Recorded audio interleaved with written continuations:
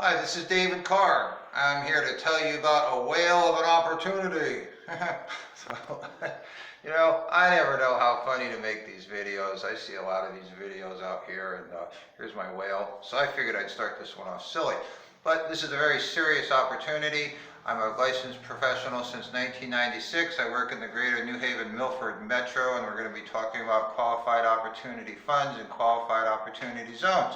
You can find me on the computer at David Carr Real Estate, David Carr CT Real Estate, or you can call me on the phone at 203-877-2704, extension 40826, and we're going to be talking about a qualified opportunity fund and zones. So what is a qualified opportunity zone? It was created in 2017 as part of the Tax Cut and Job Act.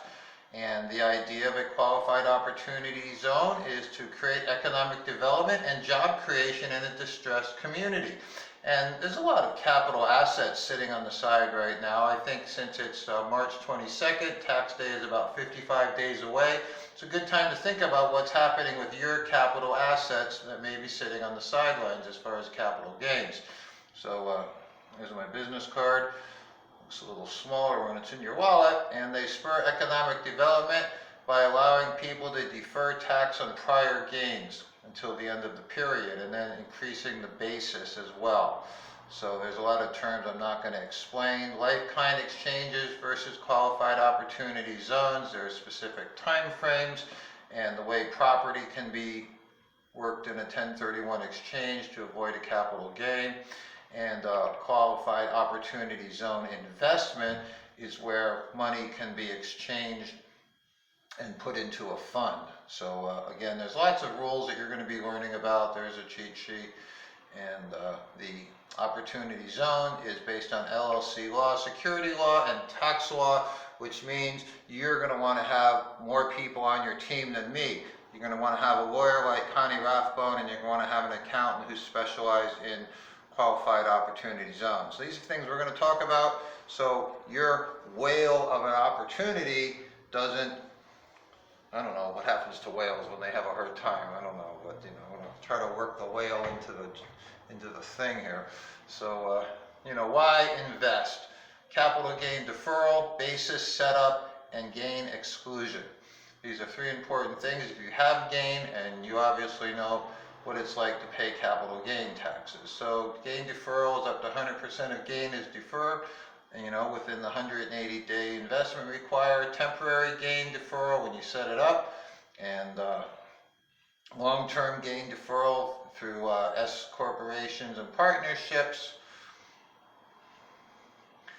And you can defer almost 100% of the gain from the sale or exchange of any asset, including stocks, bonds, partnerships, real property, and tangible property, but it doesn't include property in inventory. So you can't move a piece of property in. You have to actually move the capital gains in. So the incentive number 2 is the permanent reduction of deferred gain if you hold it at least 7 years, and it goes out to 10 years.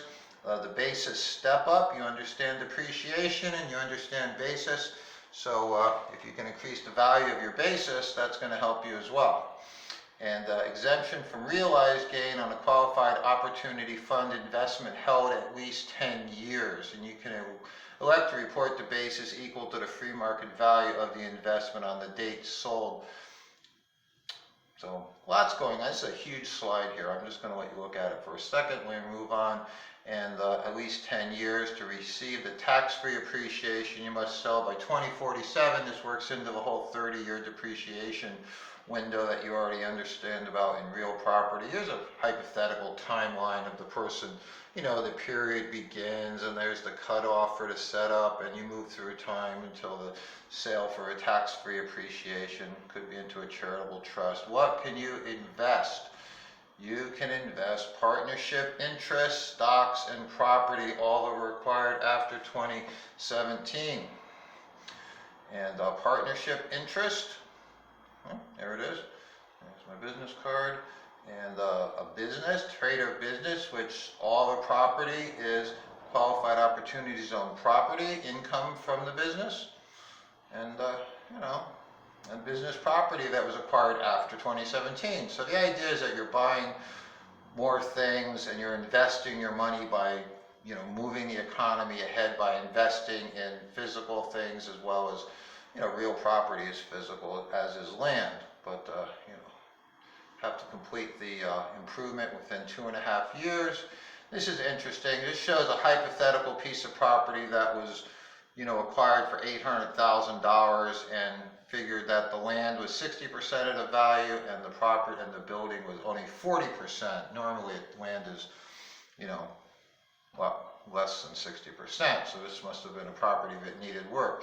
So anyway, it was valued at $320, so an additional $320 must be invested in that improvement to make this property qualify, which would now be a $1.12 million asset once you improved it.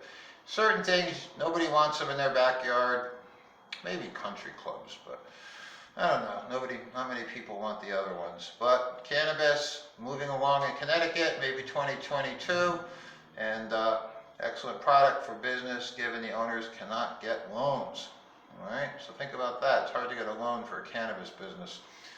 Business assets must be acquired after 2017, and there's 3 requirements that must be met to see if the business asset is actually functional, why you actually, what was the original use of it, and you know, you can't have related party sales, you can't 1031 exchange buildings, you have to, you know, have a capital gain, which is different. How do you invest in a qualified opportunity fund for your zone?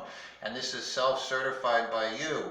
But I again encourage you to work with people who have more experience, because the value of experience can never be understated, because you never forget cheap services. You know, we've always bought something that was inexpensive thinking we were going to save money, and we all know the value of quality over time. So, you know, that's another thing that I like to remind you of is, you know, my commitment to your success over 25 years. And I think that's valuable, and that's why we're having this short slide here. But obviously, if you are interested in doing this, we're going to make a commitment to each other's success. And, you know, that's the whole idea of what I do here, is use my experience to help people recognize opportunity. So depreciation, yes, depreciation is in there and the basis goes up. And, you know, there it is. Inside basis, outside basis, at-risk rules, passive activity. I'm sure if you understand this, then you'll understand what depreciation is eligible. And depreciation recapture has to do with the value of the asset at the free market value date of sale. And the usage of debt in the structure. You know, debt is a business decision, but debt costs money, obviously. So some of your at-risk rules apply, but debt can still be something you can use. And that's another thing that you're going to work on. And working capital, you're going to have to be able to have a certain amount of working capital involved here. And this means that you're going to use it within 18 months or less. And there's specific rules for using your working capital. And it has to be designated writing, there has to be a schedule, and there has to be a consistent way in which you use your working capital. And should you fail to follow the safe harbor rules, then you're gonna know it. So, you know, lots about how working capital and income tracing. Your fund's going to be making money, and you have to show where it's coming from. And, you know, there's gross income tests, and 50% of the services have to be provided within the zone, and the employees have to work within the zone, and the value of property has to happen in the zone. And the exit strategy obviously is important. So again, it's a long-term plan, but after 10 years, you can consider a private placement life insurance or use of a charitable trust for your exit strategy. So why is it doing that? Okay. So again, that's about the end of the video.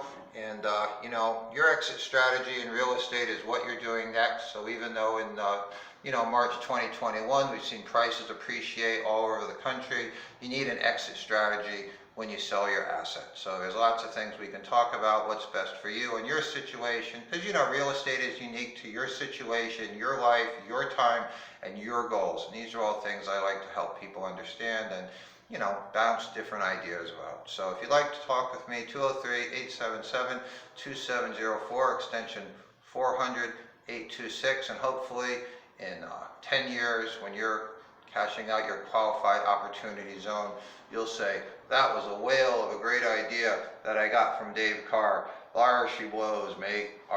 Make it a great day.